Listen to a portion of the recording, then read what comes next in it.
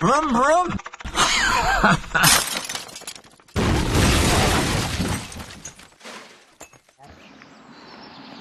Morning, Ivan. What's going on here? Well, several of our followers have said, let's talk about all the cars. So I thought we'd make a start. And as it's A for Alvis, I thought we'd make a start with this one, because I have had it quite a long time, and it's quite a good story how I got involved with it. So shall we just go for a quick little ride, and then we can come back and let's go and have a cup of tea, shall we? Okay, that sounds like a good plan.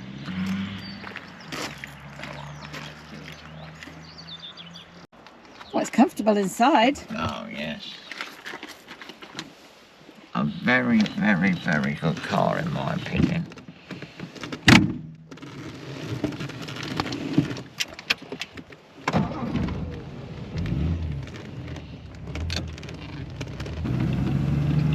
Well, convertible this, Ivan. We could have the roof down. Well, we could do, but I never put the roof down because the interior is so beautiful. In my experience, the minute you put the hood down, the interior bit catches on something, and then you've got a nasty mark or a rip. And as I don't necessarily need to drive a car with the wind in my hair, because if I do, I'll get out my Lotus 7. But you know, I just. Is the wind in your hair a common problem? Yeah, well, it does. You know, it spoils my parting. Okay. And yeah, no, I'd say it's a good old car. And it's quite a good story how it all started, really, because I got involved building a car to do Goodwood. And obviously Goodwood is one of them things where, you know, there's all sorts of cars. And I didn't want a Mark 1 Jaguar because I already had one of them. And so what year is this car? Well, this is 1954, I think. Yeah, I think it's 54. And I thought, well, it'd be nice to do Goodwood in something completely different. Anyway, so I decided, you know, I'd like something different. And I looked for a long time. And anyway, I went to this fete. And a lady arrived with an Alvis Grey Lady Saloon, looking very sad. It had obviously been off the road for years and years and years. And, oh, that's funny. Look, there's a Lotus 7. Is it a Caterham? Lotus 7? It's probably a Caterham, yeah. So anyway, I sort of didn't think about it at the time, and I looked at it and talked about it with her, and it had been her husband's car, and I think he died or something. But anyway, I just didn't think about it again. And then when I was at home, I was sitting thinking about it, and I thought, hang on, that could be the car. So I started looking at them, you know, and reading the books, and they're supposed to be guaranteed to do 100 miles an hour, which is not exactly hanging about in 1954 or whenever it was. So anyway, in the end, I went and bought it off her. Oh, the sun is in my eyes. You're not complaining, are you? No, not at all. Not for 1 second. So you were saying there was a lady with a saloon car and her husband had died and it was in bits, so you bought anyway, that? I bought it, and then I set about modifying it. But I spoke to Julius and I said to him, what can I do, Julius? He said, well, you know, it is a 1954 car, and we are racing against 1959 cars.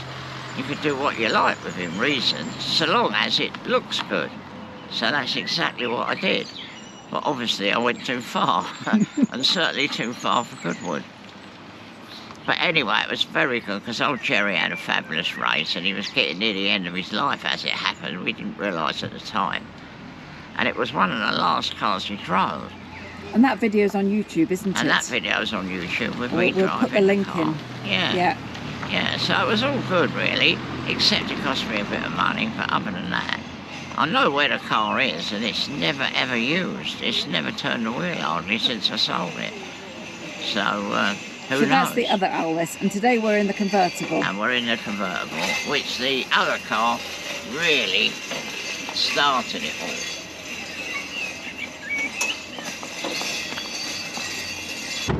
Obviously, I've done the Pomeroy 3 times in it, so, you know, you've got to realise... Oh, this is the one someone described, so it was like someone going round in their living room. That's it, I mean, you've got... Well, it is quite comfortable. Oh, you've got... Nice leather seat in the back. You've got The much space in the back? 40 minutes round the Grand Prix circuit at Silverstone, driving it absolutely flat out as fast as it would go. And the brakes didn't fade and the engine didn't fade. I mean, it is a really good car. I mean, I've been down to the south of France twice in it, but, you know, once towing my Lotus 11 behind on a trailer. And this is the one you used to tow the whole Scott? Yeah, I go to Cop Hill. I have towed the whole Scott. I wouldn't want to go much further than Cop Hill. So where did this car come from, Ivan? Well, after I built the Racer, I had so much Alvis stuff, I thought it's silly to waste the knowledge that I'd gained, because I bought all sorts of Alvises that were, you know, rough, like on their last legs and breakers, really, but I wanted all the different cars to tell what bits were the best bits to put into the Racer. So I got on to Chris Prince, who specialises in Alvises, and he also has second-hand parts. And I went to him right at the beginning when I was starting on the Racer. And he said, oh, I've got this convertible, which I've only just bought. It's a very good car. It's had a long one-owner type ownership, but unfortunately the old boy took the wings off it to restore it, and of course it never went any further. So anyway, what happened was I had a deal with him where he took all the old cars that I'd bought that were lying in the field to try and decide which were the best bits to use on the Racer, and I had a deal with him for this. And it was a very good car, and we got pictures of it. You'll be able to see pictures of it. And I set about restoring it. But during my time of building the Racer and looking at all the different Alvises, I realised that they're like a big Meccano set. Alvis didn't spend a lot of money changing their models. All they did was they sort of put different bodies on them, but the chassis were more or less the same. So you could take the brakes off of a TD, which were disc all round, and you could put them on this car with no modifications virtually, except that it needed the original master cylinder on these cars is a horrible thing underneath the floor, and you can't check the fluid very easy. So I looked on various things, and I found that the XK120s, the early XK120s, had drum brakes obviously, and they made a twin circuit system for them. In other words, a special master cylinder with a remote filter. So when you want to check the fluid, you can check it very easily. So anyway, I bought one of those and I fitted it. But to be honest, it didn't turn out to be much of a success. So I talked to the bloke and he said, he says, you got the one for drum brakes. And you converted the car to have disc brakes all round. You want the disc brake XK120 master cylinder. So anyway, I bought one of those, and I must say that was a great success. And it works beautifully. But when I did the last Pomeroy, it's got a bit of a loose, it's got a bit of a wobbly disc, which I'm going to have to do something about. And when you're really going around a circuit and you're flinging it in the corners, the brake pedal goes away. But driving on the road, it doesn't, you know, it's perfect. So there it was. So that was the start, really, of this car, which, you know, it's had a load of work done on it, and that was like 20 years ago? 20 years ago, near enough. I don't think probably exactly 20 years, but it's a long time ago. So I set to work on making this into like a really good, fast road Alvis, basically. And it will cruise. I mean, I went down to the south of France in it, and we were cruising at 80 and 90 miles an hour on the French motorways all the time. And the only downside was it used a lot of petrol. So in the end, I said, I don't think we can afford to do this. So we finished up going along at a sensible speed. But you put it in fifth gear, which isn't original, obviously. It will really go quite fast. So the gearbox is from something else? It's from a TD Alvis. They were fitted with a 5-speed gearbox standard. And what year were they? Let's 65 or something like that. 10 years later than this.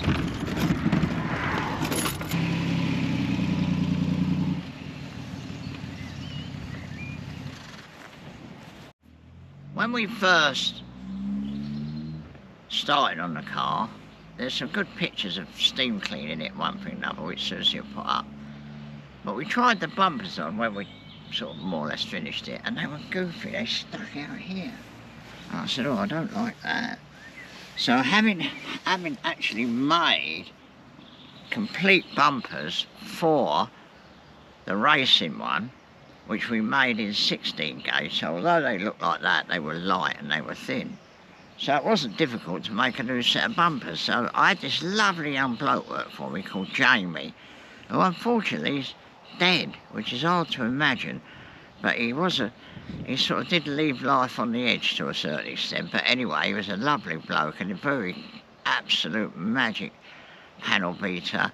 He'd served an apprenticeship with British Rail, no, the bus company. Anyway, he could get a lump of aluminium and make a Bugatti body, so, you know, and he made them bumpers. And there's also pictures of this car when we were working on it, because it was rusty, like that. And Jamie put a bit in, and you'll see the photographs which Susie's got. Included underneath there is a drip tray bit, which goes all the way from there, all the way around there. And that's all done as per original, although it was rotted away. So that was that. The other funny thing to talk about is these wheels. When I had all these Alvises, I had loads of wheels. And I sorted them out because the Racer had these wheels, but obviously I had some Barani wheels made for it. So I had a lot of wire wheels, so we blasted them all and I sorted out the best ones. Now they are original Dunlop whatever wire wheels, and I've never had a spoke break, I've never had a spoke loose. We blasted them and painted them the same colour as the car, and as you can see, they're all in lovely condition. They've done the Pomeroy 3 times, they've been down to the south of France twice, they've been driven here, there and everywhere, and they've never had a spoke come loose. So that's a lot to be said for the original wheels. So then they've got a reputation for overheating. So we got this man in Wales called Star Engineering who make new Bugatti radiators, and Timothy uses them all the time. And he's a really good bloke, you know, he's one of them blokes that you talk to and anything he says to you is spot on. So I said to him, I'd like you to rebuild the radiator in my Alvis. And he said, oh, Ivan, you could probably get that done. I said, no, I want you to do it. So I took it to Star Engineering and they rebuilt the radiator. And I must say, coming through Lyon, instead of going around the bypass one year, on the way back from the south of France, we went through Lyon and it was absolutely roasting. And I didn't have a fan at that stage, I just had a Kenlo and it never boiled. It got hot, but it never boiled. I've actually put the original fan back now and I've still got the Kenlo. And, you know, it gets hot, but it don't boil. So that's the main thing, really. So then, when I bought the TD, I decided to use the TD engine. And it has bigger carburetors. It gives 120 horsepower instead of a 90 or something. Anyway, I don't remember the exact figures, but anyway, I use a TD engine, mainly because it's got an oil filter. The original car didn't have an oil filter, so I decided to use that engine. But with the bigger carburetors, there was a problem with this, and I wanted to keep that, because, you know, that's original Grey Lady, so that was it. So anyway, so what I did was I extended them. So I made it bigger to take the bigger carburetors, and I extended them, and you can see we welded it up and everything. And then I had to put this kink in the bottom, in the, you know, the thing for holding the bonnet down. So the carburetors are right for the TD engine? Engine, exactly. And we made this stainless steel cover here to keep the heat off the carbs, which I find works. So that was just a thing that I usually do. Now, one of the other things with this car, when you look at the pictures, and you'll see there's pictures of the front off and everything, and you can see all this lovely original heat and insulation, and it's all completely original, and I really did my best to keep all of that, because it wasn't a terrible old car. You know, we sandblasted, we blasted everything up, we sandblasted all the chassis. You'll see a photograph of all the chassis being done, and then we sprayed it with Bonder primer, and then we blacked it. And when I was doing it, I was saying to Jamie, now look Jamie, we're not doing this for concours, let's lash the paint on, because I want to be able to drive it in the winter. I don't want to have to, you know, only go out on nice days. So we did lash the paint on. So that's this side. Obviously we've got the biggest battery that fits the thing in. I've also got this thing that you can undo, and that yellow tape is for the RAC scrutineers when we did the Pomeroy. That's original, or if it's not original, it goes down to the original fan, which is mounted down there. That yellow fan? No, that is just the engine fan. There's like an electrical fan. Right, so let's shut this side. Obviously, this thing here, when I built the Racer, they all thought I'd put those on, but they didn't, because the standard Grey Lady has them. Oh, let's see. Oh, there we go. Actually, it's worth mentioning that what happened was, I think in about 1954, whenever, Alvis introduced the Grey Lady TD 2100, which meant it did 100 miles an hour. And the proper Grey Lady has those, it has them louvers, and it has wire wheels. Now this was before Jaguar did it, because Jaguar weren't even made then. But if you remember the Mark 1 Jaguar, you could buy the sort of Mike Hawthorne type one, of which I had, with the wire wheels and the this and the that and the other. Well, Alvis had already done all that. And apparently this car sold very, very well, and more or less saved Alvis, apparently. I mean, I don't know this for sure, but I've only been told it by somebody. But I can imagine it working, you know. In 1954, you know, you was a Harley Street surgeon or something, you went and bought yourself an Alvis Grey Lady with wire wheels, because you were Jack the Lad. So anyway, so that's that, right? And now, as I say, Jamie did that. We had to repair the seals, and they were leaded where we repaired it, so that we didn't put a load of old polish in there. I had a 1967, I think it was, Alvis TF convertible. And the hood was unbelievable. It never leaked. I used to leave it out in the rain. I didn't used to make a fuss looking after it. And I thought, well, when I had the hood made for this, I'm going to find out who did that hood. And the man at Red Triangle did it, their trimmer. Can't remember his name. Lovely bloke. Talked to him quite a bit when I went to Red Triangle. Anyway, I got Red Triangle to do the roof. And one of the things this bloke did, which is really good, if you come here, he knew how to make, because this is a very heavy bit, this. Okay, I'm going to just come behind you. It's glass, and you know, and it has this strut in the middle to stop it opening up. And that's glass? And it's glass. Weighs a ton. What with that and the brass edge. And what he does is, he did the hood, but if you look at it, it's not all sagging. Very often you see these, and this is sagged in by the weight. Anyway, this old boy at Red Triangle did the hood, and again, it doesn't leak. All that interior trim is all lovely. There's no stain marks on it. So that was a really good job. So as I say, Red Triangle did that. All the bodywork, Susie's got pictures of all that, so you'll see all of that. Anyway, we made the rear bumper. There was a bit of rot in these corners. There's a bit of rot in these corners. So that was all repaired, and you'll see photographs of all that, because we took pictures of it when we did it. This is the original number plate. I mean, it ain't just the original number, that's the original plate. And what happens is, these bolts tap into a thing that I made in the back. It's ever so small. But instead of having to mess about you know, with nuts and everything. You just put the old air tool on there, broom, broom, off they come. That we throw in the thing where the spare wheel goes, and then we put the original number plate back, which is just... Oh, so that's just the towing setup. Which is just 2 screws, yeah. And of course that was what we had when we went down to the south of France with the lightweight trailer on the back with my Lotus 11 on the back. Originally, I repaired the exhaust. I mean, I had a load of cars, so all the bits, I just made a set of exhaust up. And last year, having had the car for nearly 20 years, the exhaust got to the point where we couldn't repair it anymore. Old John got the ump and said, no, you can't go on doing this forever. So I bought a stainless steel exhaust for it, which is what that is. So that was that. The other thing, when we did the body,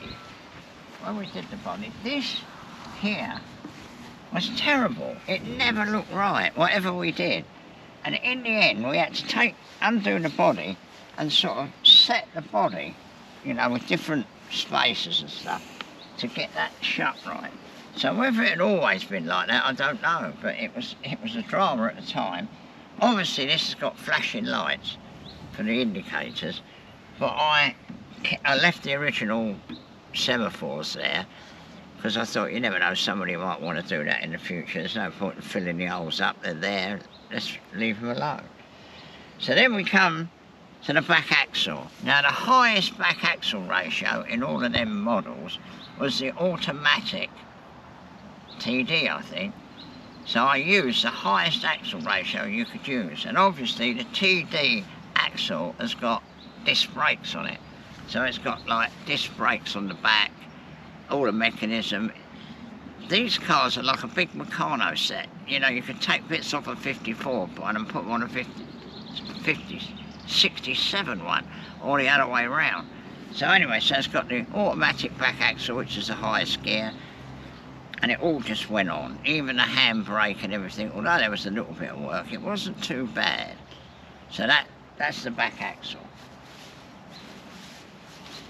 Now the interior trim, I had some boys work for me who come from New Zealand. I forget what they call themselves, but anyway, they did quite a lot of work for me, you know, on Bugattis and that. And I got them to do the interior, all the carpets, you know, really good carpet. That's not cheapo carpet, that's, you know, proper Wilton, whatever. And they did all the trim and everything. So, Red Triangle did the roof. What do they call themselves? I can't remember. And then the dash, all that woodwork was done by a classic dash of High Wycombe. I've actually got the sun visors, but I've never got round to fitting them. In fact, they're in the back of the car. And I keep thinking, oh, I must do that, but I haven't got round to that. Got air conditioner? No, it's got a heater.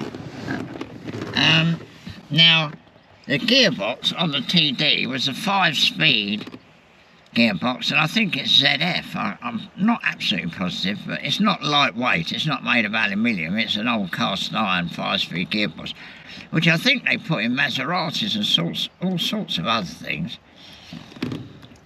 Right. Yeah, look, a little bit of wildlife going on over there, Don. Anyway, so the gearbox. So when we fitted the TD engine, that car had a 5-speed gearbox, so we fitted the 5-speed gearbox. Now, Susie's got some good pictures of this, because we had to move the back cross member forward a little bit to put it in, and there's pictures of old Jamie welding it in and making a really good job of it. But one of the bonuses of the 5-speed gearbox is obviously that you've got 5 gears, but it's half the size of the original gearbox. This tunnel, and Susie's got some nice pictures of old Jamie made that. The normal tunnel on a normal car is up there. So the ZF box was much shallower. So that was quite good. And as I say, there's loads of photographs of us altering it, and Jamie made a lovely aluminium cover. So that's all covered, and Susie put the pictures up. So that's the inside one. The other little thing I did was I fitted a rev counter in there. But it doesn't have one on the dash? No, it doesn't have one on the dash. I did it because I wanted to see how many miles an hour per 1,000 it did. And in 5th gear with the automatic back axle, it's a lot. I think it's more than 25 miles an hour per 1,000. And as I say, without a trailer on, cruising down the south of France, we were cruising 80 and 90 miles an hour. You know, I mean, it really does go quite well. So I think the next thing we should look at is the brakes and the master cylinder. The original master cylinder was under the floor, and it's very difficult to check the level, and it was a bit antiquated really. And I wanted a dual braking system. In other words, I wanted 2 sets of brakes, so that if one failed, the other one would think. So we needed a dual system master cylinder with a remote filter. So that's the remote filter. So it's dead easy to check the fluid. You can just undo that, and you can look at the fluid, and that's done. And then down there, right down in there, there is a XK120 master cylinder, which is used for disc brakes when they modify them. And it literally, I didn't screw it on just like that, but I think I had to drill one hole, and it linked up with all the original brake pedal and everything. So that was a good job. So I'm a great believer. I mean, if you've got a car that will do 100 miles an hour, then obviously you want to be able to stop. And if something was to fail, although it's got all new brake pipes and all new flexible pipes, etc. And there is the full flow oil filter, which this car standard doesn't have. So anyways, and I thought that was such a good thing. You know, if you're really going to do a lot of miles and thrash the thing, I think having a filter's not a bad thing. Now, you won't believe it, but this on an Alvis is made of cast iron. In fact, the first one I undid it, and I thought it was stuck. It was so heavy, I thought it was stuck. Now, when we built a racer, we were aiming for 1 ton in weight. So anything that was ridiculous, we had to do something. So I had a pattern made, and you can see it's got the Alvis. It's a perfect job. That is made of magnesium. So that was, again, left over from the racer. When I had the racer done, I had 2 done. So it was a bit of luck, really, so I still had it. And then we machined all the way around it and fitted an O-ring. So it hasn't got a gasket, it's got an O-ring.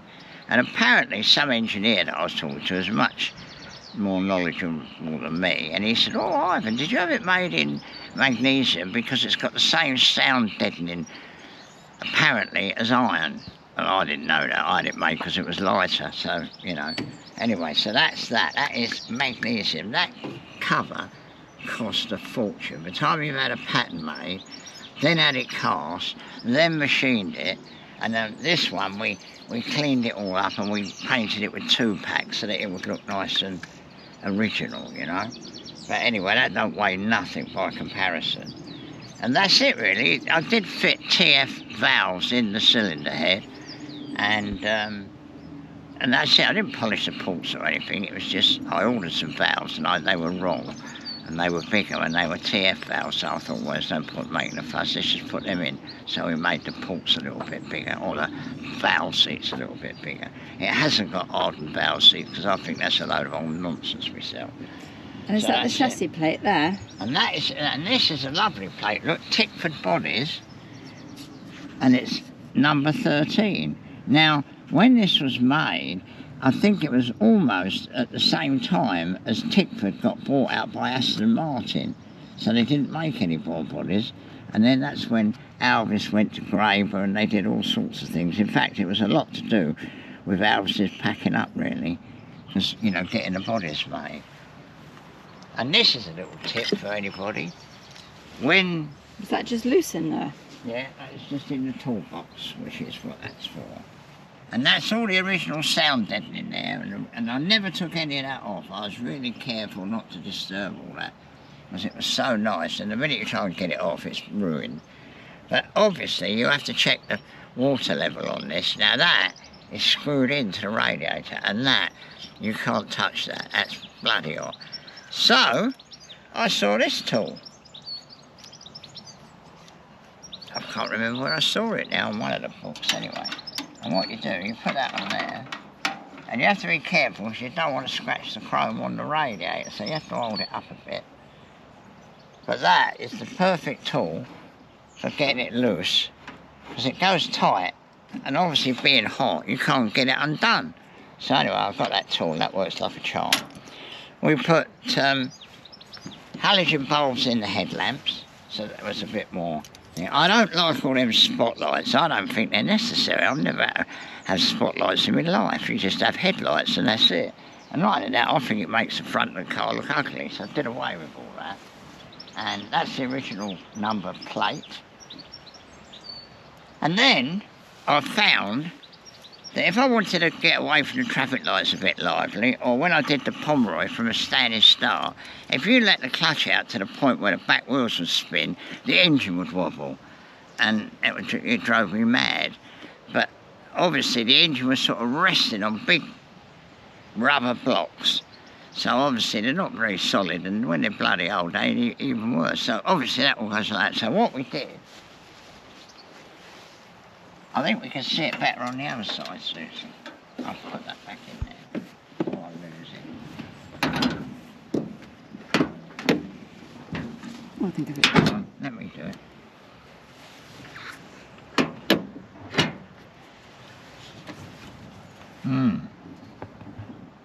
No, you can't see it. It's right down there. What I did was, I put some silent block bushes. So in other words, I made a new mounting, put a silent block bush in, 2 things coming up and a bolt through it. So this has got silent block bushes on the engine mountings, so that you can let the clutch out and you can go off with the back wheels on fire if you want to. So that was another modification I had to do to make it, you know, more raceable or drivable like a loony if you want to. Not that I drive it like a loony. And I reckon there's a load of other things I've done, but I can't think of them. So we've done the engine mountings. You haven't got a photograph of that. We've done the gearbox and the cross member. You've got a photograph of that.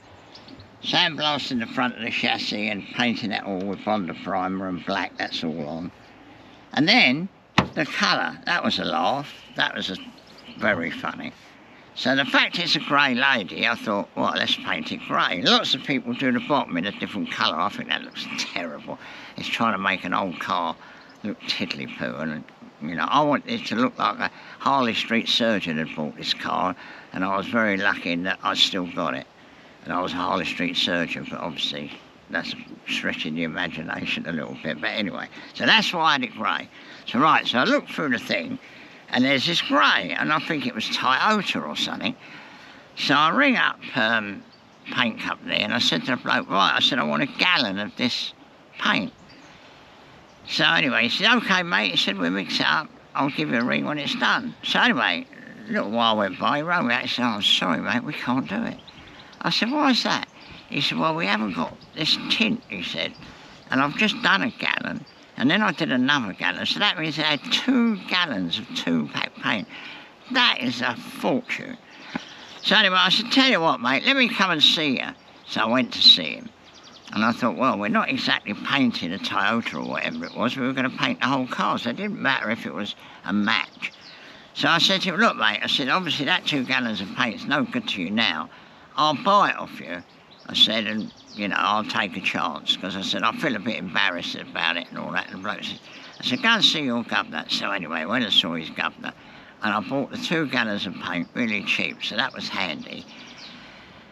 And it's a bloody good job, because what we're painting the wheels and, you know, everything, in the end, we used most of it. We only had a little drop left. I've still got a little drop left, which I'm hoping to do the odd places where I've backed into it like I always do. So it's got the odd little dent here and there. But so that was a bit of luck. So everybody's going, oh, grey. Mary's going, oh, I don't think much of grey. The bloke at Red Triangle, the man in charge, I think, he said to me, if you'd have said you were going to paint that grey, I would have said, oh, no, you don't want to do that. He said, now I've seen it, he said, it looks fabulous. He said, and you were, you know, that was a very good decision. So obviously I did the right thing. Now, I painted this. I flatted it, undercoated it, and painted it, and I did it outside on the farm. There was no booth, nothing. And of course, you can't get a fabulous finish doing it like that. So I put loads of paint on, and then I just flattened it and polished it. So that's been flattened and polished, which makes it look more like it's been on there for years and years. So there's no orange peel because I've been all over that flat in it. I was a lot younger then though, it's 20 odd years ago, so I was a mere young chap then compared to what I am now, but I'd probably still do it, but I wouldn't have the patience. But anyway, so that's it, and old Jamie made them, because the stones come off and they hit that. Look, you can see the dents in it. Yeah. That is brand new. Jamie made that. And we stuck it on with tiger seal so that no water could get in behind it. But look at the stick it's taken. Look at all that lot. So that was a good job, that. Odd little bits. You know, after 20 years, there's odd little bits. Yeah, look, there's a little bit just there, look. But after 20 years, that's not bad, is it? And I think there's a little bit round the other side.